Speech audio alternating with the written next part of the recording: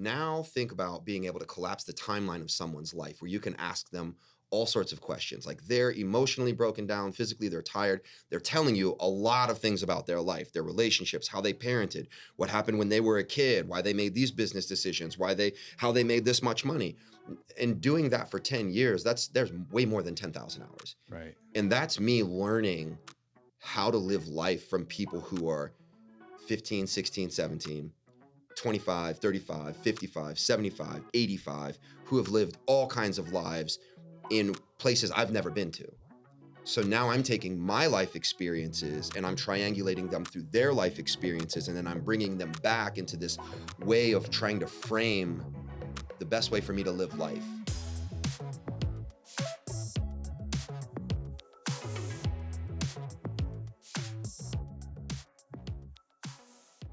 What's up, Alex? Thank you so much for being here. I cannot wait to dive into this with you. We have a crisscrossing journey of many crisscrosses, and it's going to be really fun to get into.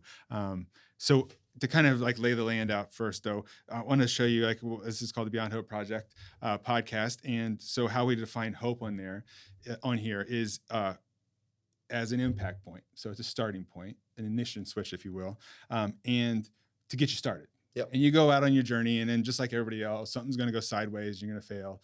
And a lot of times most people say I'm a failure or whatever. But what we also define hope is the way back to the path, to maybe realize that you weren't failing, you were learning. So now how do you find the way back to that path? So knowing that definition, if you can go back to any point, you had a time machine, go back to any point in Alex's life and give yourself hope, what would that be, and maybe what would it look like? There are lots of points, right? I think throughout my childhood, throughout my young adulthood, to give myself hope, I would say is probably in that 8, 9, and 10 age range. I grew up with pretty much a single mom. I had a stepdad, my biological father. The environment, the neighborhood was not, nice. And in the moment, like, you have this freedom and autonomy, which, any 9, 10-year-old who doesn't have somebody saying, be home by the lights turning on at this point, or like people checking in on you, there's like this, oh, I'm free kind of feeling. However, subtly underneath that is like, nobody cares. And you feel like you're not worthy, or you're not worth it, or maybe you're not loved. And I think there was a lot of, even from those moments in my early childhood, really feeling like I needed to prove a lot. I needed to prove a lot to, teachers. I needed to prove a lot to coaches. I needed to prove a lot to my parents, to my grandparents, to my mom, to everybody. I just lived probably the first 20 some odd years of my life proving that I was worthy of something. And it was all because I felt like I wasn't worthy inside. Yeah. Yeah. Yeah. So you totally go back there and just be like, remind that kid you're worthy. Yeah. You're worthy. And I think it's a double-edged sword, because if you go back and you give yourself the hope that you needed, that might take away from the drive that pushes you forward into success. Yeah. However, the cost of that is that you end up making a lot of bad decisions. You burn yourself out multiple times, and you can get really close to the edge. And the edge for some people might be addiction. The edge for some people might be death. The edge for some people might be, gang life. It might be self-mutilation, bad relationships, things that could take you really far to the deep end where you might not be able to come back from. So I think that the hope would be for myself, like, knowing that it's all going to work out. Yeah. Hope that, you are loved and you will find your tribe at some point. Hope that, you're going to be okay. Yeah. Yeah. Yeah. You mentioned like coaches and things of that nature. Like, I know your background a little bit here because we know each other, but how much of that, what we're talking about ultimately is escapism, right? Yeah. People find this, how much did that play a role growing up? Was it escaping into like the bad environment? Was it escaping into sports? Like, what was your escape, so to speak? So I would say from a very early age, escaping was creativity. Like, I would make noises. I would I would replicate the voices of cartoon characters. And I had GI Joes and Legos. I'd steal my sister's Barbies. Like I had this little environment that I created that was all mine. There was this little, we had a porch in the duplex that we lived in, and there was this little hole carved out on one side, and you could climb through the hole and then underneath the porch, and like nobody would find me there. And I would spend hours and hours and hours digging in the dirt and making these entire landscapes before there was The Sims and before there was Roblox and before there was any of that sort of stuff. That was my world. And that was where I would literally like hide from everybody. And then as I got older and my body got bigger and I started feeling like there was this need to compete in something, my natural gravitation to get away from the environment and to get away from home was to go play sports. Yeah. So I would do any and everything that I could. I would play sports in the morning. I would play sports in the evening. I would have competitions on the weekend. I would get rides from other kids' parents. It was anything that I could do to be removed from the environment that I would go back to if it was, time to go home.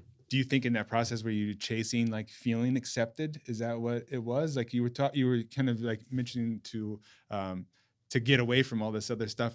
Did you have any awareness back then what you were looking for? Or was it just more just to get the hell away from and find your place? I would say that I'm in many ways maybe blessed because I've always had this awareness of what's going on. I remember at a very early age being so attuned to the people around me, right? Recognizing when my mom was feeling a certain way or how she might be trying to hide something from me.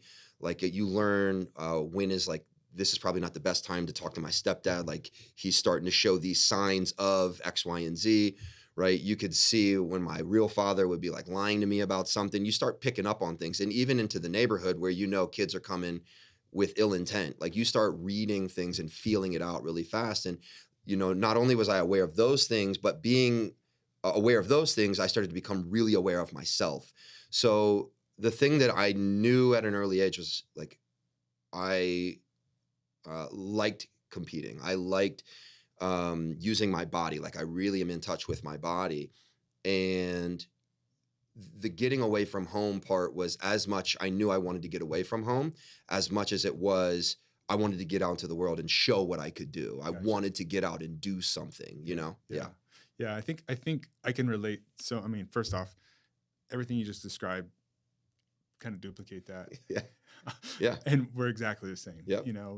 I was a bale of hay in my grandma's backyard in sketchbooks. Yeah. That was my digging underneath the porch. So I can really, really relate to that. And it's funny because I don't know that part of you. And hearing that, and I know before we started recording, we talked about how we crisscross paths. And it's like, my mind is blown a little bit right now because I'm just like, damn, like it's even weirder, like how we cross paths because you just described so much of what, because for me, it was that like, I want to show you what I can be capable of because the same deal. I'm sure just like me, you were like a kid that fell out of place and then all of a sudden you hit puberty and you got bigger than everybody else. Yeah. And you're like, all right, well, I better use this. And for me, it was a coach. And I'm curious for you if there was ever anybody. I had a coach one time tell me, I want to say it was 7th grade, 8th grade, somewhere around there. He said, I've seen how these kids treat you. He's like, you can hit them now. And I'm like, what do you mean? He's like, you won't get in trouble. And I'm like, you mean I can actually like do what I do? And he's like, yeah. And I'm like, oh. And then it was like that. Yeah. Football all of a sudden was like, oh, this is easy. Like I just go try to, go kill people. take it out on them, right? Yeah. And it is that freeing moment. So I'm curious for you, was there ever like, if you look back, was there a coach or a thing that kind of made you go like, shit, I can do this? Or I will even add a little layer to that more is I had the same awareness, but I felt like there was something wrong with me. So I didn't go into it. I would think that I would suppress that part until I got older. Yeah. So just curious, and actually until I met you, if that would be something that you can look back and go like, oh, it was this pivotal time that somebody said this, or when I trusted my gut. So to be honest, one thing that I reflect on in my athletic career was there's this danger of being good enough or being good, right? It was easy for me to be really good at swimming. I grew up, that was like the first thing that I did. And when I was like 6 or 7 years old, I started competing in swimming. It was easy for me to compete in basketball, right? I was the center. I was the biggest Mhm. kid, and then I wasn't the biggest kid, but I was one of the most athletic kids. And it was easy for me to compete and be good in sports because I had a really good understanding of my body. And because of that, and I was naturally competitive, coaches never really felt like they had to try to motivate me. Mm. They could never see what was going on underneath the exterior surface. And for me, there was a lot of like suppression. There was a lot of suppression in anger. There was a lot of suppression in sadness. And it was those things that it wasn't until college when I stopped playing football and I started playing music and I started doing theater. And it was this complete shift away from how I had been showing up in my life because I'd built this whole sphere around it that's how everybody knew me. And I remember the first time I ever considered it was Mr. Shirley was our music instructor, and I sang choir and I did that. But he was holding auditions for a musical that they wanted to do at school. Mm. And in my gut, I wanted to like audition for this so bad. Mm. And I also knew the other side of the ridicule that would come from that. And I scheduled a meeting with him one day during lunch, and I just said, Mr. Shirley, I would love to come and audition for you, for this thing. And he's like, okay, that's great. Like, what do you want to do? And I said, I want to do Singing in the Rain. And he's like, well, what do you mean? I said, well, Gene Kelly. Mm. I want to sing Singing in the Rain. And he was like, okay, let's do it. And probably 16 bars into that song, I looked at him and his mouth was open and his eyes were wide. And he's just like, Mm. where did you come from? Yeah. And I remember that was the first time I ever let that out. And then immediately it was almost like my friends found out. It was like, what? And it was like, nope, close that back up. And then it was like jock mode. Yeah. Not mean jock mode, but it was just like, I'm an athlete and that's how people know me and that's how I'm going to live. And I'm just going to do that as best I can. Because the other side of that too is I didn't know any other way to get out of my circumstance other than sports, right? So I think really thinking through that, there was never a coach or a moment in my life from a sports perspective that was ever like, this is the big jump. And because of that, I always feel like I could have maybe given another 15 or 20% in my athletic career because I was always nervous of maybe doing too much or not being enough, or you have all of this success up to this point and you think, well, yeah, I'm just good enough, or I'm really good as it is. And then you find out there's another level, and then you get to that next level and then you start questioning yourself, which was an extension of a lot of the things that I'd felt as a kid. I'm not worthy, I'm not good enough. Yeah. You know what I mean? And when that really started playing in the background of my mind, it was like, yeah, maybe this isn't the environment for me. Yeah. Yeah. Yeah. And I know that you went on after and you played professional sports. Yeah. And then you had a good knock on the door that I'm wondering, did it bring back that unworthy, must be something wrong with me, all of those stories? How much did that feel when you got injured, right? Yeah. Like how much did that little kid in you emerge back? Yeah. So the interesting thing about getting injured, I was living in Australia. I'd gone to university there for a little bit. Had played basketball for the university. I'd also started playing lacrosse. I'd picked up lacrosse while I was here in the United States, still working and going to school, playing college football, but then doing strength and conditioning with the lacrosse teams. And I became friends with those guys. And, as I was training, I would get on in this one room and I would just learn how to play with the stick. And I started figuring out, and again, being athletic, you pick things up pretty quick. Mm-hmm. So when I was overseas, I started playing and I got good at it, and got to a point where I got injured, which was like a huge shot to me and who I was, because I said I'd made this commitment, like, I'm going to be the athlete and that's what I'm going to do, and I built more than just my life around it to that point. I'd built everything around it, and then the universe was like, no, this isn't what you're supposed to do. I'm going to take this away from you. And at 24, 23, 24 years old, having your entire identity shattered and lose, like how you look at yourself, how you see yourself, how you feel, what it's like to be yourself. I lost my body. I lost everything that I did, my support system, my friends, like that was all gone. And then it was like, all right, miserable spiral into despair, which was about 2 years. It was about 2 years of just bottom of the barrel, alcohol, drugs, negative thoughts, aggression, anger. I was always angry. I was always frustrated. And that was really kind of like the beginning for me of diving into things that I had been reading or I've been paying attention to, but really looking at myself. Yeah. Yeah. What was the I always say like a rock bottom moment. What was that Yeah. spot that was the bounce up where you just realized like I could keep doing this shit Hmm. and I'm just going to dig a huge hole, Yeah. and just this will be my life, Yeah. or I could bounce. Like what was that moment for you like? Honestly, I remember very distinctly. It was like uh, you know, um, a bender, and you kind of wake up and you feel annihilated. Mm, And I remember getting up and I was kind of like, where am I? What's going on? And I walked into the bathroom and I looked at myself in the mirror. And I remember it's almost like I wasn't even talking to me, mm, but it was like my higher self looking me right in the eye. And it was just like, what are you doing? mm. What are you doing? And it was like a bunch of swear words Mhm. and, Oh get it yeah. together. And, you will either die from this or you will thrive from this. But the only person that gets to decide is you. Mm, And I remember that was like a moment that really shook me up in my life. And it was almost like, who was that? right. Like, that wasn't me. Like, who was that? And then it's like, okay, I need to reevaluate. And then from that moment on, it was literally like, all right, this isn't right. Let me start making a couple decisions. And Martha Beck talks about these 1 degree turns, and that was really kind of how it started. I didn't know, this is early 2000s. Men aren't talking about, Mm, psychology, positive psychology. There aren't quote unquote men's groups out there.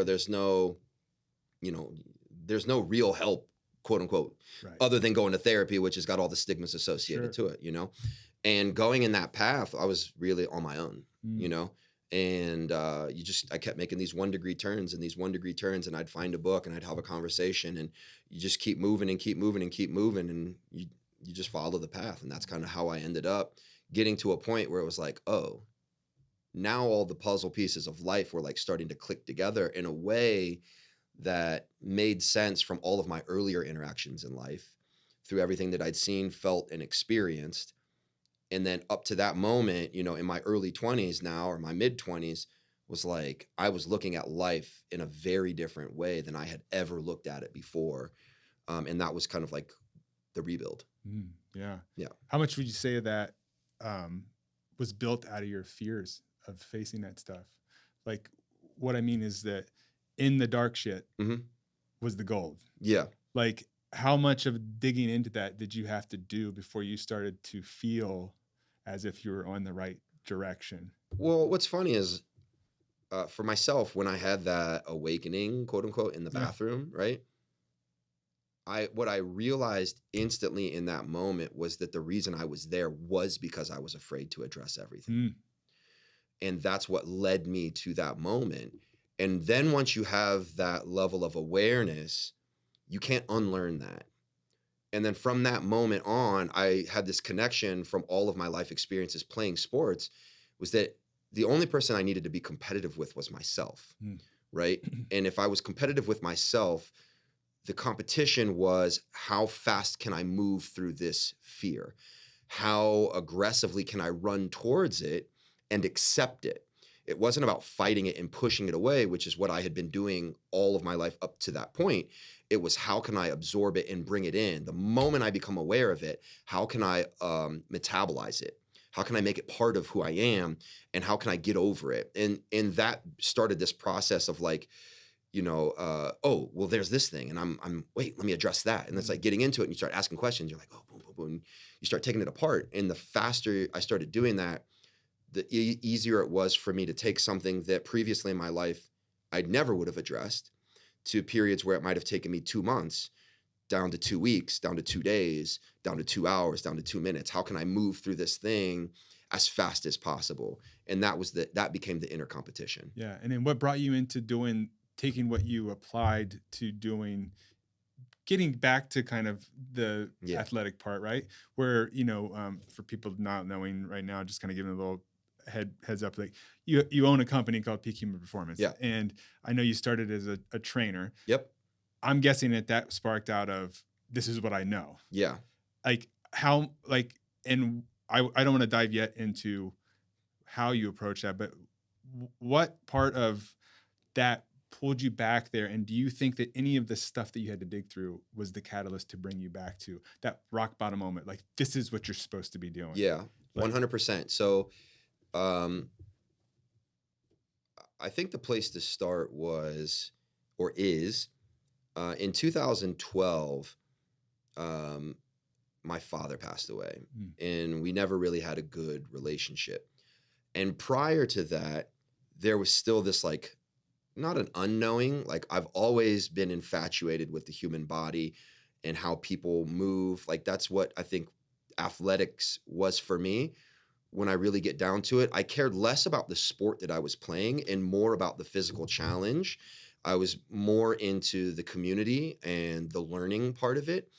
And when I really started to understand that it didn't matter what I was doing, it mattered the what it was doing with my body and how it was helping me kind of rebuild the mind and the body at the same time, because that was a big part of my own recovery, mm, was understanding that there's a physiological and a psychological component where these two things intertwine together, was starting that process. And then it was like, okay, cool, I like this. I'm not exactly sure what the next thing is going to be, but I really like this piece. So let me dive into that for a little bit. And I've done internships, I worked for other companies, I've had, lots of jobs, but none of them really resonated with me. The problem was is that it was kind of like this fear again of like not being worthy, of mhm, being like, I'm really good at this. Like I'm not like kind of good. Like I'm yeah. really good at this.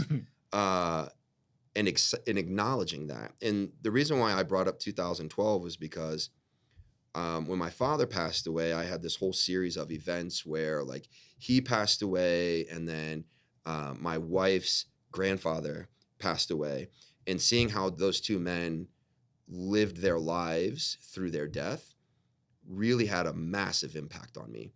And it really got me asking the question, like, how do I really want to live this life? Mhm, Not from how am I living right now, but what does it look like at the end of life when I reflect back as a spirit, watching all these people come back and, show up for me in my going away ceremony. mm, And so what I ended up doing was I was working for a company at that time, and I was like, this isn't it. I was making a lot of money, I was doing really well, but I was not fulfilled. So I left that job, and Amy and I were still dating at that time, and I just told her like, I'm going to go away. And I did this pilgrimage, and it was like a 2-month hike all across from France all the way to Spain. And I literally would just wake up every morning and I would walk miles and miles and miles, 10 miles, 15 miles, 20 miles. One time I walked like 27 and a half miles in one day. wow. And that process culminated with me getting to this end point. And I learned so many things from that. But one impactful thing that led me back to starting this company was I met this guy, and we had been passing each other all along the journey. And again, athletic, competitive, like you want to try and get from A to Z as fast as possible, right? And then you start to realize like maybe that's not the point. Right. And then you see somebody else, and then like the competitive nature kicks in, and you're like, nah, you start pushing, Right. and finally we got to the end of the road, which is like 2 months later, and we see each other, and then this guy's like, hey, come over here, sit down, let's have a talk, and we start talking, and what I thought was going to end up being maybe like a 45-minute cafe or coffee ended up being like a 4-hour conversation. Wow. And what I learned from this guy, and the reason what led him to his pilgrimage, was, he had started this multi-million-dollar company, and he basically blew it all. Like it took him like 10 years of his life to build this huge thing up. And then he got to the highest of the highs, and then he blew it all up and lost it all in like 2 or 3 years. And he was him telling me and teaching me, how to basically do what you do innately really, really well. And he learned that, and then he burned that, and then he was in the process of figuring out what was going to come next. And that's what he was really asking me. He was like, what do you do really well? What do you love? What is it that's so easy but is so intrinsically valuable to you? because other people will pay you for that because it's not natural to them. Mm. Mm. And like going through that process with him was like, I can see that now. I see that now. And that's what, when I came home, in 2013, led to the creation of that company in 2014. And then has kind of led us to where we are right now in 2024, where we've been around for 10 years almost now in August. And the whole premise behind all of that was like teaching people not only how to improve their body, but how to improve their mind. Mm. And one of my biggest qualms with quote unquote the fitness industry in general is that it's a lot of like smoke and mirrors and show and tell and ego and six-pack abs and kind of like all of these surface level ways to get to the end result. But people wonder why they yo-yo. They wonder why they get the goal and then they lose the goal. And people wonder why it's not long-term sustainable. And it's because they're following all of these patterns that are being outlined for them with people who have finite thinking. Mm-hmm. And that's that finite thinking and the finite processes that will help you lose like 20 or 30 pounds or 100 pounds. Right. But if you don't fix what's going on inside, which was one of the major lessons for my own life, if you don't fix what's going on inside, the moment that you get derailed, the moment you fall back, the moment you're triggered, the moment of weakness is the moment that you start that bad cycle again, because of how you view yourself, because of how you talk to yourself, because of how you think about yourself, because of how you think you're supposed to be around everyone else. And you never stand up for yourself, and you never love yourself, and you never take care of yourself. So then you just regress back, and then the weight comes back on, or the depression comes back on, or the alcoholism comes back on. So that was a really big thing for me, was how can I use the body and training as a medium to get into someone's mind? Yeah. Well, you do a good job of it. I think this is a good way to start that crossover. So what's interesting is that while you were building Peak, I was trying to unbuild myself, right? Mm-hmm. And I had gotten to the spot where, I did therapies and did all these things like this, and it just wasn't working. The same as you, like the 1 degrees. And then it was like Duke, a friend Duke. For whatever reason, I don't even remember what it was. I remember I was at Giant Eagle, and I text him, and I had just met him, and I didn't really know him that well. And I was just like, if anybody knows somebody that I'm looking for, it's got to be this guy. Yeah. And I was like, hey, I'm looking for a trainer that doesn't want to just make you strong, but wants to help me eradicate can't from my vocabulary. And he immediately replied back, Alex. Yeah. And I'm like, okay. And we got on the phone, and I don't know if you remember, the first time I talked to you, I was like, hey man, I'm never going to lose weight. Like, I'm already strong. Like, but like, I needed to overcome myself. And we went in there, and this was during COVID. Yeah. It might've been like right before COVID or yeah. It was starting to lift, but we still had to wear masks and all that crap like that. And, you were just like, jump on that bar. No. And it was just like, and I'm like, damn, he's really, and then all of a sudden you said some stuff that started making me go like, this is my guy. I remember one thing I did, you said, and I don't think you have the same approach with anybody, so I'm going to caveat that. You knew going into it, I wanted you to, of course, to break me essentially, right? Or some sort of way. Yeah. And so this isn't your approach with everybody. You're very good at tailoring. I just want to caveat that whole thing. Yes. So everybody understands. Yes. Yeah. But you said to me, that dumb face you're making is you're telling your body exactly what you want. Yeah. And for whatever reason, that just clicked in my mind. I'm like, oh. And then it was like, and then I remember at that moment, and I'm pretty sure I told you, I'm like, you can keep pushing me all you want, but you're never going to break me. Mm-hmm. And it was just like, all of a sudden it was like that little opportunity that you allowed me to believe in myself. And then I remember we had a conversation where you said something about you asked me to write out part of my story. Yep. And then you said, why would you ever want to erase that? He's like, because that's part of who you are. And so, what was weird about it was that we talked about it earlier, is that it was like you gave me the opportunity to start to feel the stuff that ever since I was a kid, I pushed down, because I would walk into a room and pick up on people. I walked into the gym the first time and picked up on your energy. Like, I didn't trust it, because I didn't know you yet. So I pushed it down. But what you did was you kept pushing me in that direction. And as a guy and somebody that, you look up to, I mean, now you and I are close, but when I was then, I was a bigger dude. I Yeah. was not in good shape. It was like, look, this big guy is telling me it's okay to feel this stuff. And, I think it's like a lot of times we look for permission in that sort of things. But then now that I'm where I'm at and we've crisscrossed, I wonder, I can't help myself but wonder, because I do the same thing with people now. Yeah.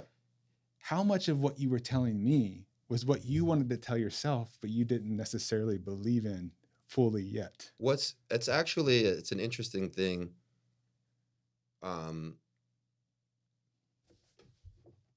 When you've gone through something, it makes it easier for you to see the signs of it in someone else. Right. Right. Yep. And I say about myself that I've lived so many lives because I've been in so many experiences, right? And then being biracial, having gone to college, having lived overseas, right? Having all of these different life experiences and allowing myself to have those different life experiences, they all give me these nuggets to always kind of reflect back on. And it's being able to reflect back on every single one of those. It's being able to have lived life through someone else's eyes, right? I was saying this the other day at the Brotherhood.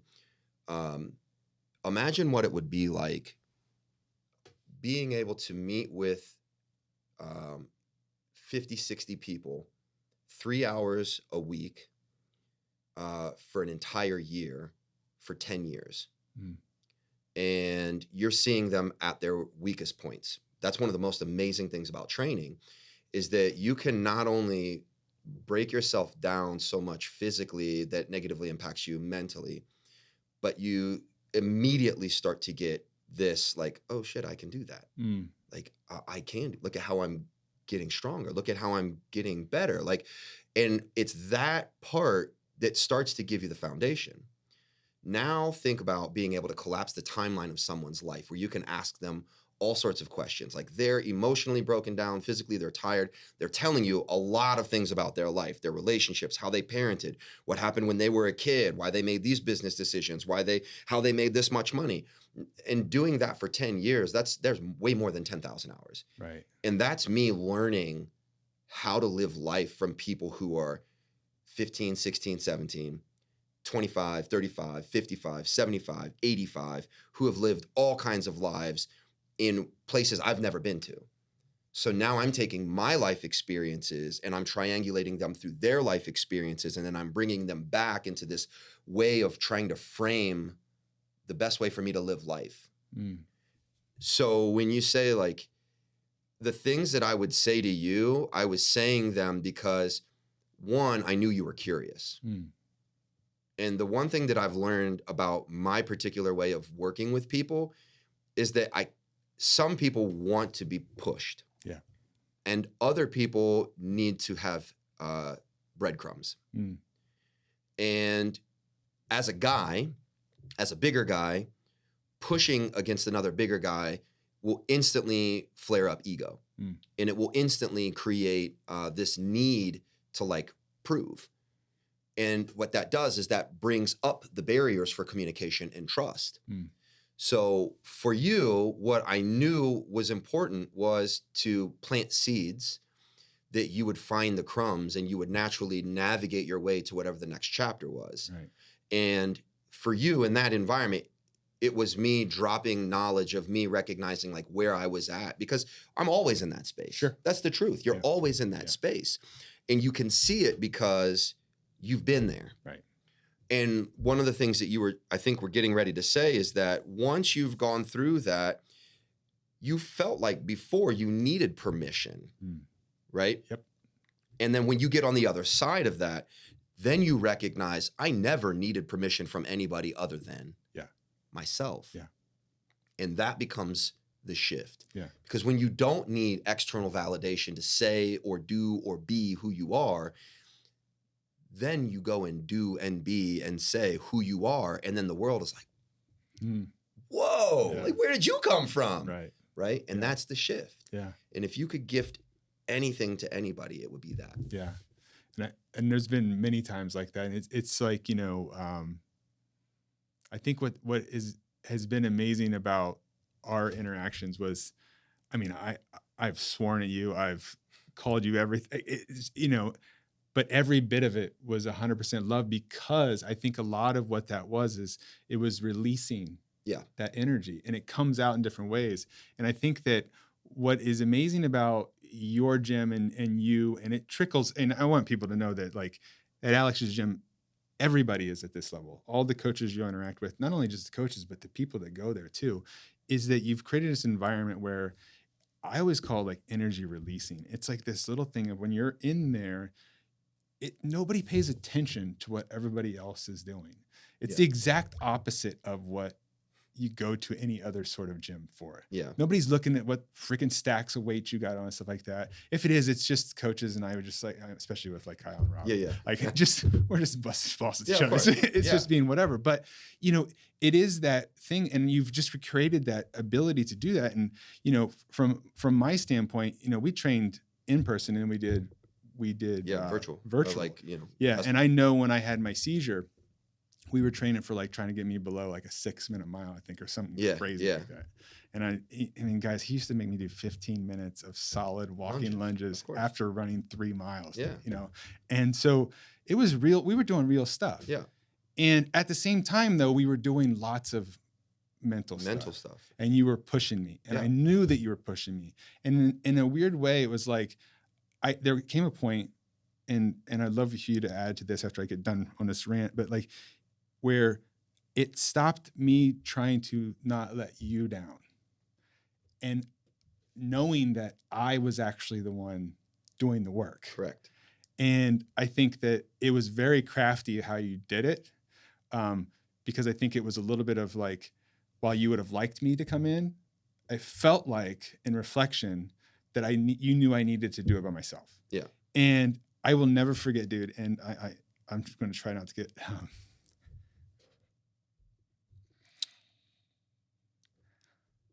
after I came out of surgery, your text was like one of the first ones I got. And it was simple. All it said was, all of the work was for this. And it's good stuff. And, I just want to, like, I had you last out of all the peak people, because, I just want you to know that, like, how much I appreciate that. And for people that are hearing this, that are curious about peak, this is the type of place it is. And, I think that I would just love to hear your thoughts on, like, for somebody that is looking for that kind of thing in life, it's not a savior.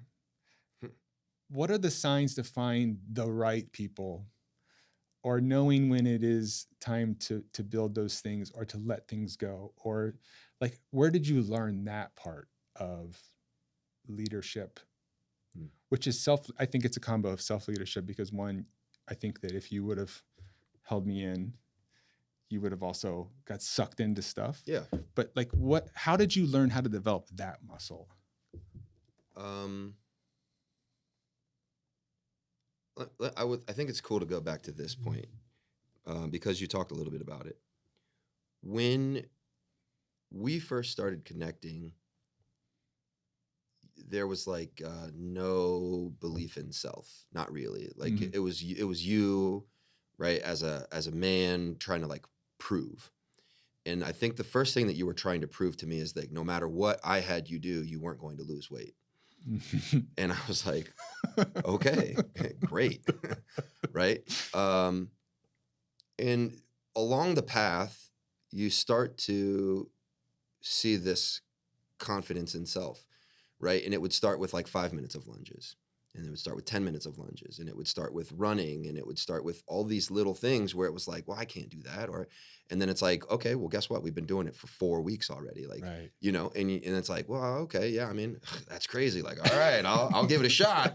You know what I mean? And then it gets to a point where you're like, yeah, like, all right, let's go, bring it on, And just in that language, you start to see, it's like, I'm starting to have confidence in myself, The other thing that I think of is that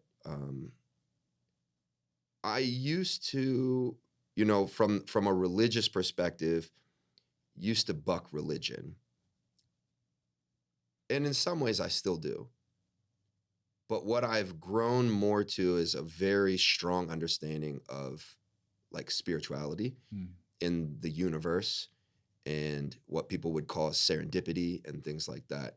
And when I started shifting my way of viewing to that, I started really accepting that, like, all right, whatever it is, I can only play my part in it. Mm. And which means I have to be responsible for just myself, Mm. which means I can't force anything on anyone. So if you want knowledge or you want something that I have, we'll come together, we'll talk, it'll click, and you'll be like, yes, let's go. Or we'll come together, we'll talk, you'll be like, this dude's nuts, and then we won't, Mm-hmm. right? And that's okay. And what I realized at some point in my life was like, there was this story about, it's like Picasso or whatever, and he's like sitting at the park and this lady comes up and she's like, oh, you're Picasso. And he's like, oh, yeah. And she's like, will you draw a picture of my dog? And like, that whole thing. Yeah. And it's like, I can only build myself up and rely on everything that I've done that's got me to this point. And somebody else may or may not value it. Right. And that's okay. Because the only person that it matters if it's valuable or not is me. Mm. So if we get to a point where it's like, I want to do in-person training, well, I can only say, is this going to benefit you, but will it also benefit me and my schedule? Right. Right. And then it's like, okay, it works. So we do that. I've been in training environments where the trainer's like, nah, like, no, you're not going to work out at home. And it's like, yo, the point of this isn't to keep this person reliant on you. The job is to empower them so that they've got what it takes to do it on their own. So it's forever. Right. So by you going and working out at home, it was like, this is a great new challenge, right? Okay. How can we do this? It's cold in the garage. Like, how do we do that? How do we program this? Like, how do we do extra things? You get out of the garage and go around the neighborhood and in the block. And it's like starting to build that confidence. Yeah. And as you keep progressing through that, it just gets to a point where it's like, you don't need me anymore. Right. Right? Yeah. And that is the mark that I did the right job. I did the best job because now you don't need me to have that inner fire. Right. You don't need me to know how to work out wherever you're at in the world. Right. Right? You don't need me to figure out what it takes to like build your own self-confidence. Like you do that. Right. So when you got out of the hospital and we had talked a couple times about it and I knew what was going on, for myself in reflection, the only thing that I could see when you look back over the dots of that timeline was like, yeah, this is God, it's Buddha, it's Nirvana, it's whatever deity or the universe was saying, you and Jason need to connect. Because something big is coming for him. And he's going to need whatever you've got that you paid the price to learn. He's going to need some of that so that he can continue to light his own candles. Right. And when I sent you that message, it was clear as day, right? Mm-hmm. Everything that we had done, everything that we had talked about, everything that you'd let go of, everything that you'd grown through, everything that you processed was so that when this happened, it wasn't still inside of you, feeding the cancer, feeding the tumor, adding to your own internal demise. And when I read through these stories of like people recovering miraculously, right? You have people who have accepted their circumstances and they're like, look, this thing's not going to beat me. Here's what I'm going to do. I'm going to start purging these things from my life. I'm going to change my diet. I'm going to change, right? And all of a sudden they start getting better. Yeah.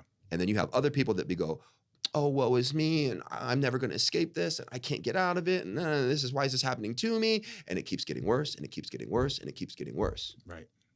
So that message was 100% intentional, and the only way that I could ever view it was that we came together so that you could have that fire for yourself so that you could get all the way through this, not only to just get through it, but to blast off from it. Right. Yeah. Yeah. Well, hey man, it was good. It was really good. Yeah. And I appreciate you building the environment that you have there, because it has become a thing now where um like I I don't need the motivation to go there to work. Yeah. It's fun now. And Yeah. it's just like it becomes, and yeah, of course I've lost weight, Yeah. and Well, what's and all funny that is stuff that like I told you that I wouldn't be able to do. after all of that, Yeah. right? Here you are Yeah. now is like a Yeah. completely different Completely person, different. Yeah. completely different person I in a was space where even based off of the goals that we set out, right. you're way beyond those goals now. Like way beyond anything that we ever outlined in body composition, overall gross mass, like squat, speed, run, cardiovascular endurance. Like you're 10 times better than any of those things that Yeah. we outlined. And that was you taking over and saying like, all right, cool. This is fun now. Let me figure out how to keep going. Yeah. Yeah. Yeah. It's really mind blowing when you look back at, because what you're really seeing is that once you get that ball rolling, it's the same as it works the opposite. If fear is your thing, it's like the Looney Tunes thing, hit the snowball and it'll plow you over. Yeah. But people don't realize the exact opposite thing could happen too. Yep. Everybody's looking for some big monumental secret. Mm. And it's usually just in a tiny little step. And it's showing up and going like, well, this is going to suck. But then you go, oh, wait, I got through it. Yeah. And then, oh, the next day it's going to suck. Oh, wait, I got through it. There was somebody at the gym the other day, I was telling him, I was like, well, right now what's happening is your body's hating you right now because you haven't moved for a while. Yeah. But it'll go away. It'll go away. Just keep showing up. Yeah. And I found that that's what has been my thing. And out of that being born, like these little mantras that kind of come up. And that's what I always try and encourage people to do. And I think that's what you were kind of setting the pace out of. Like, you're always hear you saying stuff about like what your face is saying, your body's doing. You have all these little tiny mantras that you're telling people to remind them. I think down to your way you snap. People will even talk about that, right? But it is funny because out of what a lot of the stuff you said, as I started getting better, when I was working out, it'd get hard. I'd be like, this is how healing's done. Yes. Once I knew I was healed and I was on the right path, then I switched over to, I never get tired. Correct. And it's like to the point now where it's like people will say that at the gym, like, oh wait, he doesn't get tired. Jason never gets He's tired. been over. Like, no, I didn't say it wouldn't hurt. I just said I will never get tired. But it is interesting, those little mantras. So gosh, I know we're like getting close to the end of time, but like, how important do those roles of those times have you noticed in your years of training and years of going through your stuff, those little positive things that you're doing I'll say in my own reflection, then I'd love to hear your thought. They play such a bigger role than me trying to do this huge, massive thing, which ultimately doesn't necessarily work out the way I want. Yeah. But it's through those little mantras and little things that big thing I wanted shows up way quicker than I ever thought. I'd just love to hear your thoughts on something along those lines. I think, like you said, people are looking for that magic pill, right? And I think the inverse to this is like something that I heard, if you know who Gabor Mate is, Dr. Gabor Mate, he's like a trauma specialist, a therapist, and like that sort of thing. And one of the things that he talks about specifically around trauma is he says that there's two types of trauma that you can experience in your life.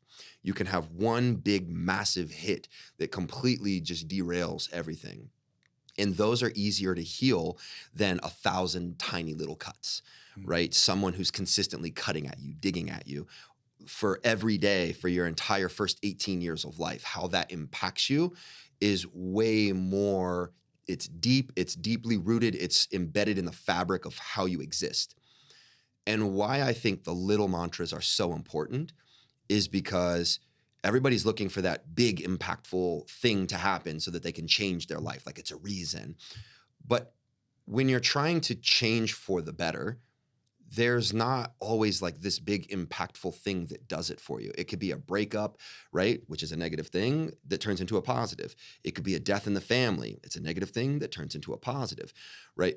All of those big things that warrant a massive shift in your life, often you have to go through the valley of fear and survive that in order to get to the other side. And nobody really wants to do that. So what's the other way? 1,000 little cuts, right? So how can I do that positively? I give myself 1,000 little kisses, Mm. right? And it's those little mantras that you get to say to yourself, and you say them over and over and over, because then they start to become embedded in the experience, right? And it's like, I don't get tired. When you start to get tired and you say, I don't get tired, your body goes, oh, well, we don't get tired. So let's go ahead and recover real quick, because we're going to do another one, right? If I say like, all right, I'm going to do one more, right? Okay, well, the face is telling your body what you want right now. Like, relax your face. Like, you get into it and you start becoming more aware of not just what you've been doing, but you're aware of how you're showing up. And then it's in those little nuanced things that people will start catching themselves saying, because maybe someone like me has been saying it to them over and over. And then what'll happen is they'll do something, and then they'll say it instinctively, and then they'll be aware that they said it, not knowing that it was something that was important to them. And then all of a sudden it's like, wait, oh, wow. And then it becomes something that they say. Yeah. And then they become aware of their own, and then it becomes their own thing. Yeah. And that's the empowerment part, Yeah. right? It's like those little things, we can just weave them in. And when we weave them in, they're baked into the pie, as opposed to just being something on the layer or the top where you can peel it off. Yeah. Man. Talking about peeling off layers. I mean, we just went there's through. There's a lot of layers there. There's a lot of layers in that whole conversation. And I mean, definitely, I would love to have you back in again so we can talk about this stuff even further, because there's so much stuff that I think we left unscratched. Oh, for sure. That we could totally talk about. But you know, just anybody listening, there's going to be all the links to Alex's stuff here. You guys are heading to Costa Rica. Yeah, we've got a transformation retreat that we're hosting. We leave next week. We'll be gone for a week in Costa Rica. So. Yeah, get sizzled down doing there. a lot of this doing sort a lot of of this stuff. Yeah, diving deep. Yeah. And if anybody wants to check out the website, there'll be a link in here. Come check out I mean, I'm telling you, it's unlike other gyms that you're going to go to. His wife, Amy, does the Pilates, which I still have to sign up for one. She is holding me hardcore. Yeah. Which I will. They're like, you're going to do fine. I'm like, I know. I just don't want to get in there and whimper, you know? I mean, it's going to happen. So like, just let it happen, right? Let it happen. But no, but seriously, man, I just want to like, just really express my gratitude for you being in my life. For you being in a lot of people's lives. I know that you've had to walk through some serious shit in your life, but just like I feel like I walked through some stuff too, it wasn't for nothing. And, you know, you have huge impact on people that you've met with a couple of times. Like my son still talks about you, you know, and I just wanted to like really express my gratitude that you're in this world with me. I love you, man. Like you always are going to have this special part in my heart. Cause I don't know if there's very many people in this world that were strangers that got to know me as quick as you did. Cause you know, just as much as I do, when you're digging underneath that porch, you don't let people know who you are. No. And so thank you for like allowing me that space. And guys, like seriously, go dig up Alex's stuff. Like check out his website, check out his Instagram. It's constant good stuff. These are the type of people that you want to surround yourself with, especially if you're trying to achieve something that other people are going to say are impossible or whatever. We just, more than anything, I think, just want to make sure that this provided hope to somebody. Give them a spark to start. And you know, until we see you next time, spread this thing out. I mean, like, let everybody know about the stuff we're doing. I mean, shit, just magic just happened right now. And people need to hear that. Yes, that's right. Sprinkle that magic on somebody else's day just by showing up and spreading this stuff, because this is how it impacts me. So, Alex, I appreciate you. Thank you so much for coming in, and we'll do this again. Yeah. All right. Thank right you. on. Cool, man. Thanks. Yeah. Love it. Yeah. Good to see you. That's great. Cool.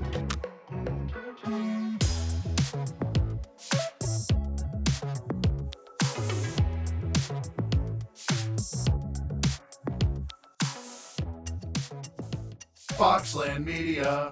Think big.